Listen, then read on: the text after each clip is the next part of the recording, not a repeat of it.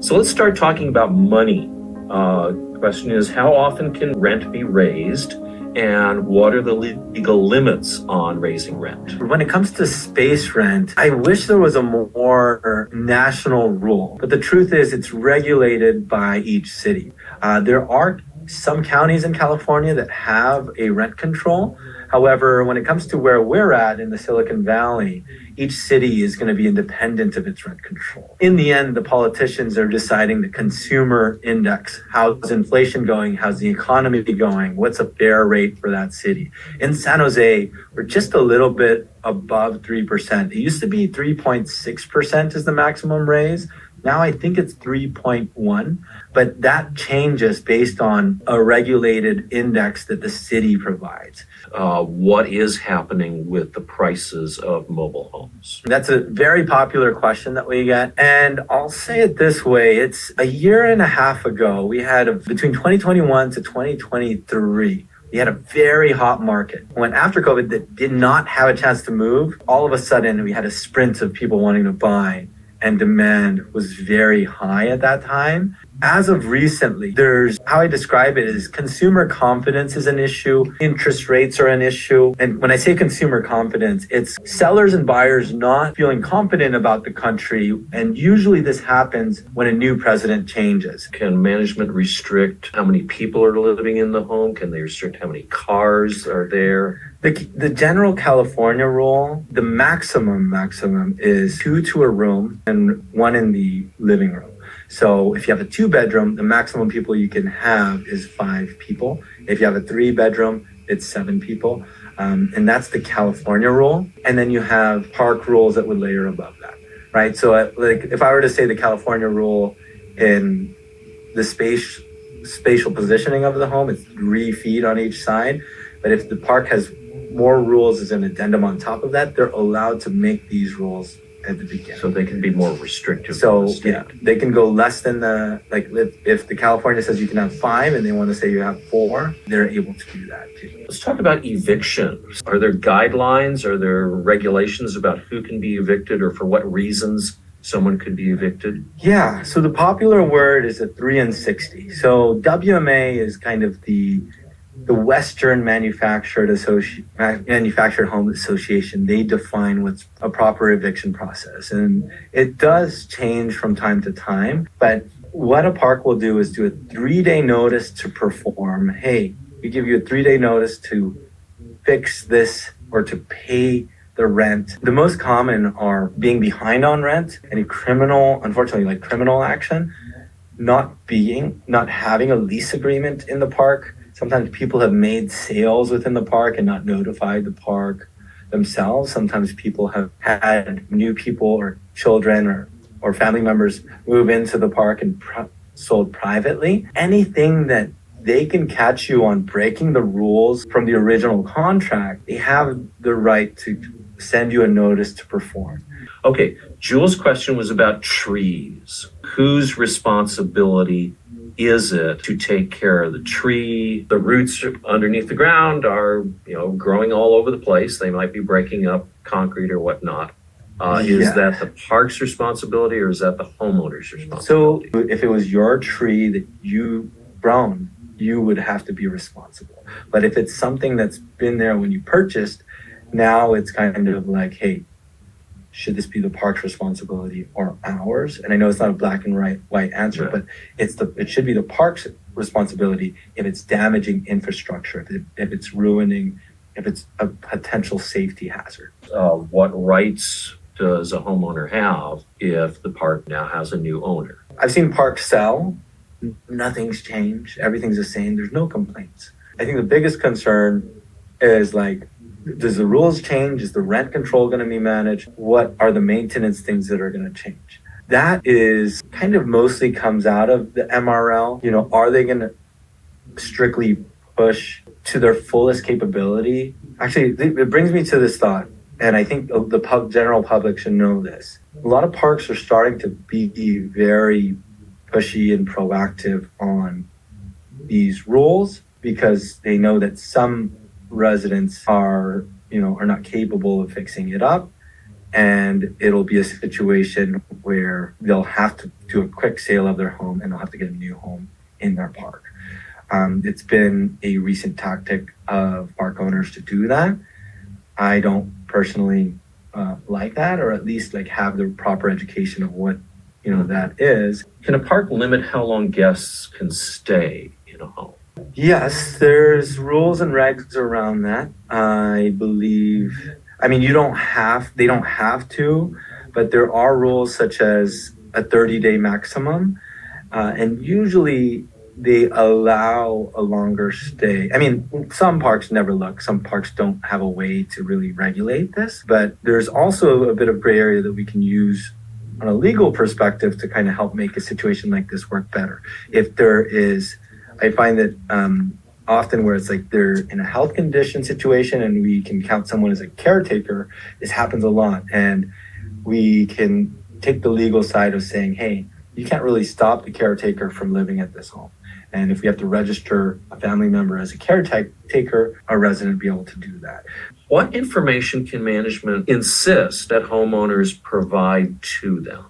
On the application status, when someone's purchasing a home, they can ask for verification of previous residency. They typically will ask for their ID. Asking for ID and social security card is sometimes a very common thing. They don't really have a need to have to ask your income or anything unless they're an actual applicant. Certainly no need to ask about your immigrant status. Correct.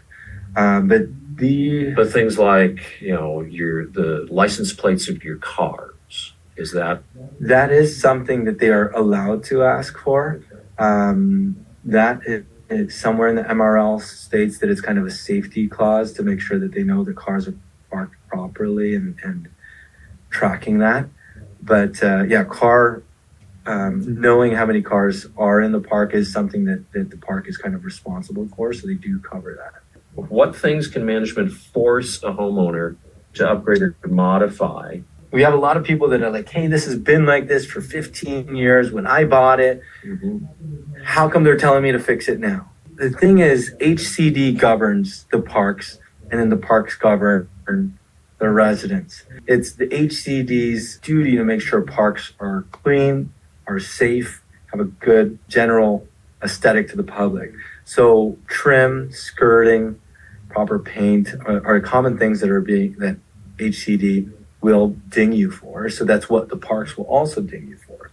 The other thing that's very common is steps, railing, any fire hazards where a shed is built and it's in the way of a fire compliance situation, any bent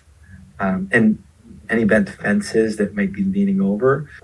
Generally, everything that you can find on the aesthetic of the outside. Who's responsible for utility repairs? Utility repairs are, if we're talking so there's a cement pad around your utilities. Mm-hmm. That anything there and above space is the park's requirement, right? Anything that goes into your home and the utilities on that side of the outside of that square is yours. So if someone feels like they are being harassed or intimidated by park management, what should they do? Yes, so that's happened a lot. You've already mentioned documentation. Yes. Extremely important. So write everything down. Correct. There's a park that's on Oakland Road. I won't name it, but they get very intimidated to be told what to do, what to repair, and there's a little bit of harassment by the park manager. It's something I revert back to MRL, and it's really easy to kind of look up through MRL. GSMOL is an organization that's GSMOL, Golden State Mobile Home Owners League. Correct. And then talking to if you have a local city organization, Sunnyvale has their team organization. They love, there's a lot of these resources that people put out there, governments put out there, that caring people start associations like you in Silicon Valley Village. Going there and getting the right advice there is really something that can be a great starting point. I'm not familiar with what is harassment and what's not. I'm more familiar when it's kind of like the weird pressure of trying to get it sold as is. But So could they file a formal complaint, and would they do that with HCD? Project Sentinel has been my Okay. go-to person with that type of thing. HCD is another, but the truth is they're slow and hard to reach. and as much as we can have an emergency happen, they can get back to us in like a month. Okay. I hate to be biased, but you can always come to us, and I have regular meetings with Bruce like every other week. So I run things by him, and sometimes he'll just give me a quick cheat code of what's the right thing to do, and we can do that. And there's something that I did want to bring up, a quick, Okay. not a pitch, but it's something that we're, just like how you mentioned WRO, we do have a Facebook group organization that we've worked on, gathering multiple different parks in the Silicon Valley. Because what I realized, there's a Sunnyvale organization, there's a San Jose organization, there's a lot of these things. But the truth is, nobody wants to go to these meetings. Nobody, wants to take the time out of their day. And I'm trying to push for a more digital platform. So we're really working on building a community within a Facebook group where people can vent, just having some reason to have a good, positive connection in that Facebook group, but also so that everyone can be connected, share the resources. I'm having a problem with the park bullying me. What would you do in this situation? Comment. You have so many people contributing back, and that sense of community is so welcoming, and it makes people feel comfortable and safe to be able to have a place to act. No park managers, no park ownerships in these groups. And then on top of that, it's good to have a platform where if there is a major issue that's a threat to residents, we should be able to have a place to distribute that news so people can fight for it. So that's something that our team's working on, like connecting a lot of people, and that's on MH Unity. But mhunity.com, it's a Facebook group that kind of does that. But let's go with, do you have another question? And then I'll let Patrick share something that if he feels like it's important to kind of let people know, and anything that's valuable for the residents. There was one question about, is there a way for me to own the land under my feet? Ooh. So first, we've explored that. That was subdividing the park into individual plots is cost prohibitive. That's what Winchester Ranch, the approach they tried to take, and it was more than anyone could afford. However, there are what are called resident-owned communities. They're mostly on the East Coast, who is willing to try and work with mobile home park in California. As I say, they've helped hundreds of mobile home parks on the East Coast buy out the land from the owners, and then installed a board that is elected by the residents. They choose the management company. They set the park rules. Yeah, that's totally true. It's some people call them rock, but it is a very large feat to accomplish because it takes the buy-in of at least like I don't know the exact number, but it's like 70% of people have to agree to it.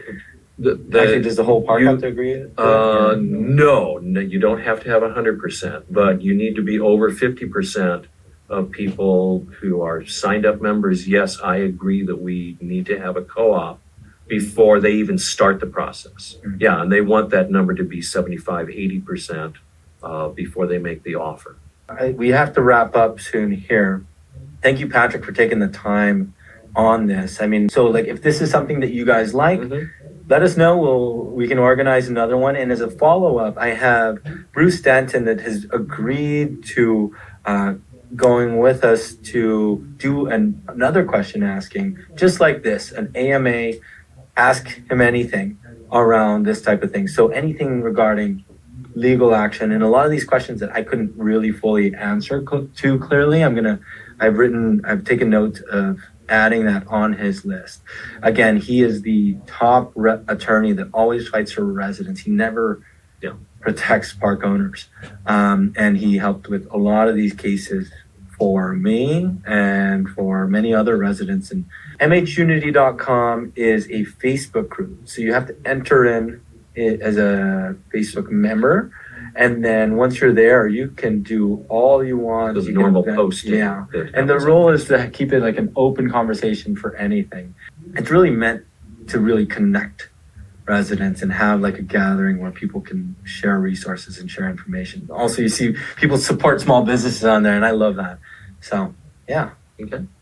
Awesome. Well, thanks, Patrick, for taking the time to get on here. And this really helps a lot of residents and awareness around any questions. And I know the residents appreciate it. So thanks again. And thank you, Franco. I definitely appreciate the shared passion we have Thanks. to educate mobile homeowners about their rights. So yeah, if there is interest, we will do this again. Awesome. And you got to let us know that you're Yes. interested.